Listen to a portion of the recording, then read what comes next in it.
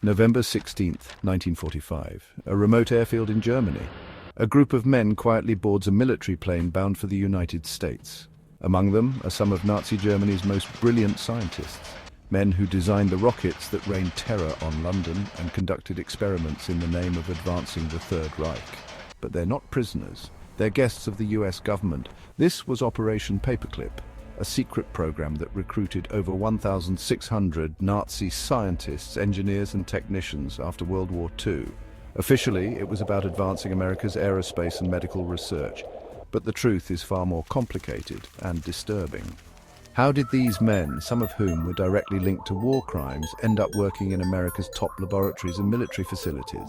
What secrets were traded for technological breakthroughs? And what price did the US pay for bringing Nazi scientists into its fold? To uncover the truth, we must delve into one of the most controversial programs in American history, one that raises uncomfortable questions about morality, survival, and the cost of progress.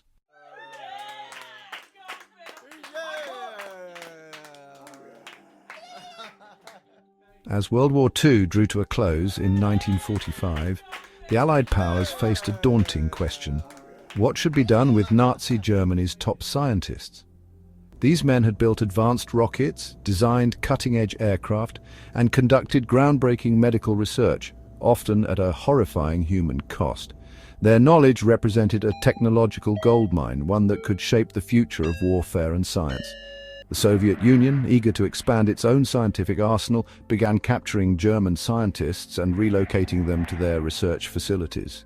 The United States, realizing the strategic implications, decided it couldn't let the Soviets monopolize this expertise.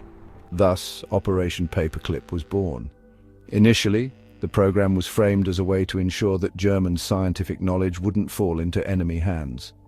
American officials argued that these scientists could help the US stay ahead in the emerging Cold War. But there was a problem. Many of the scientists they wanted had ties to the Nazi regime, and some were complicit in war crimes. For example, Wernher von Braun, the father of modern rocketry, had been a member of the Nazi Party and an SS officer. He had led the development of the V2 rocket, a weapon that killed thousands of civilians in London and Antwerp. The rockets were built using forced labor from concentration camp prisoners, many of whom died under brutal conditions. Despite this, von Braun and others like him were seen as too valuable to pass up. To make the program more palatable, US officials downplayed or outright erased the Nazi affiliations of these scientists, falsifying records and rebranding them as patriotic experts eager to help America. But this wasn't just about rockets. The US recruited scientists across a range of fields, including medicine, chemistry, and aviation. Some had worked on biological and chemical weapons. Others had conducted human experiments in concentration camps. Their expertise came with a moral cost, one that many Americans didn't know they were paying. As these scientists were quietly brought to the US and integrated into military and civilian research programs, questions began to emerge.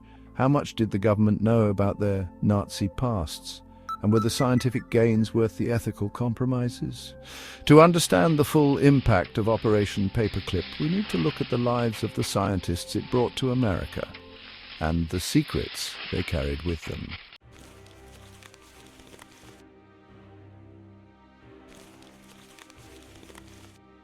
Operation Paperclip wasn't just a relocation program, it was a full-scale cover-up. For the US government, bringing Nazi scientists to America meant erasing their dark histories. Official records were sanitized, SS memberships were omitted, and war crimes were quietly swept under the rug. Take Wernher von Braun, the most famous recruit. He became the face of the US space program, eventually leading NASA's development of the Saturn V rocket that took Americans to the moon. But before that, von Braun oversaw the creation of the V2 rockets built by prisoners at the Mittelwerk factory in Germany. These prisoners were subjected to brutal conditions, with many dying from exhaustion, disease, or execution. Von Braun's knowledge of these atrocities remains a matter of debate, but his ascent in America came with no mention of his Nazi past, and von Braun wasn't the only one. Hubertus Strughold, often called the father of space medicine, was another key recruit.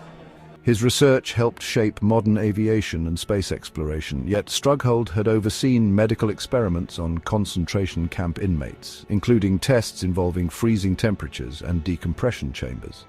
Then there was Kurt Blome, a German scientist involved in biological warfare research under the Nazis. Despite being tried for war crimes at Nuremberg, Blome was recruited to work for the US, contributing his expertise to Cold War chemical weapons programs. These men became American heroes, their contributions celebrated while their pasts were hidden. But their arrival wasn't without resistance. Within the government itself, some officials were deeply uncomfortable with the program, fearing the moral implications of aligning with former Nazis. Yet the justification was always the same. The Cold War was a race for survival. If America didn't exploit these scientists' knowledge, the Soviets would. This logic created a troubling moral calculus, one that prioritized technological advancement over accountability. The result? A group of men who had once served one of history's most brutal regimes now played a pivotal role in shaping America's future. But even as their contributions grew, so did the unease surrounding their presence. What exactly had the US government traded in exchange for their expertise?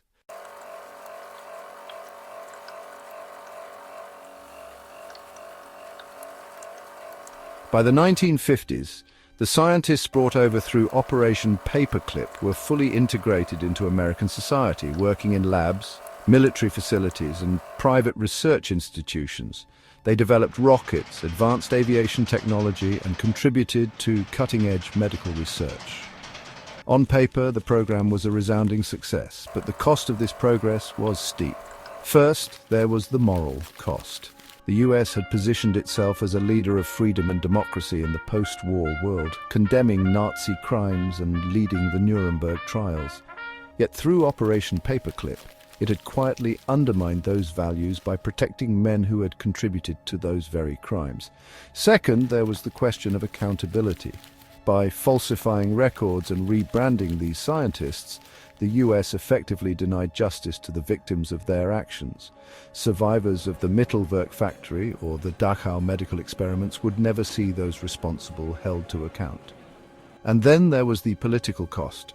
As whispers of the program began to surface, it became clear that America's commitment to defeating Nazism was secondary to its Cold War priorities. This revelation didn't just tarnish the program, it tarnished the very ideals the US claimed to uphold. The scientists themselves carried their own burdens. Many lived quiet lives in America, avoiding discussions of their past, but as their contributions to projects like NASA's space program gained public attention, so too did the scrutiny. The cracks in the cover-up began to show. By the 1970s, declassified documents and investigative reporting began to expose the truth about Operation Paperclip. The public learned that the men behind America's greatest technological achievements were not just brilliant scientists. They were also former Nazis with blood on their hands. This raised an uncomfortable question.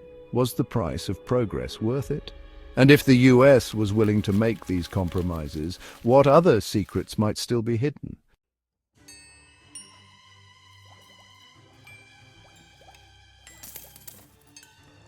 By the mid-20th century, the legacy of Operation Paperclip was firmly embedded in America's scientific achievements. Wernher von Braun's rockets had paved the way for the Apollo program, putting the US ahead in the space race. Advances in aerospace medicine and chemical engineering gave America an edge in both exploration and defense. But as these triumphs made headlines, the dark origins of the program began to surface. In the 1970s, the US government declassified documents that revealed the extent of Operation Paperclip. Investigative journalists and historians pieced together the story, uncovering the sanitized records, the moral compromises, and the connections to Nazi war crimes. Public reaction was mixed.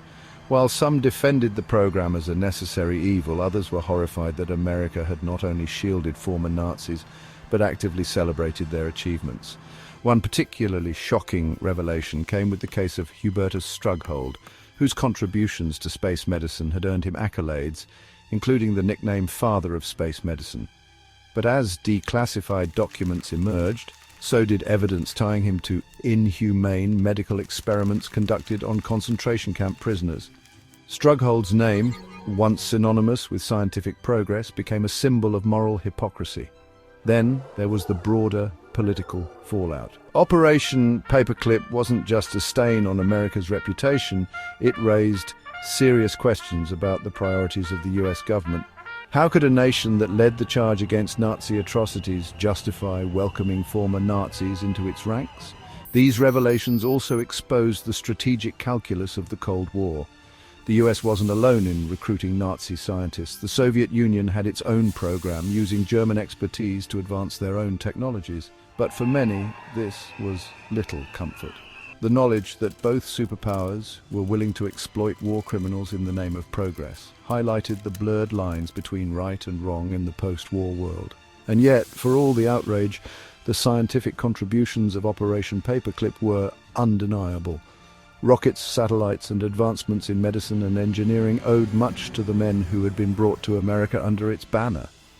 This leaves us with a difficult question. How do we reconcile these groundbreaking achievements with the moral compromises that made them possible? And if the US government was willing to go this far, what other secrets might still be buried?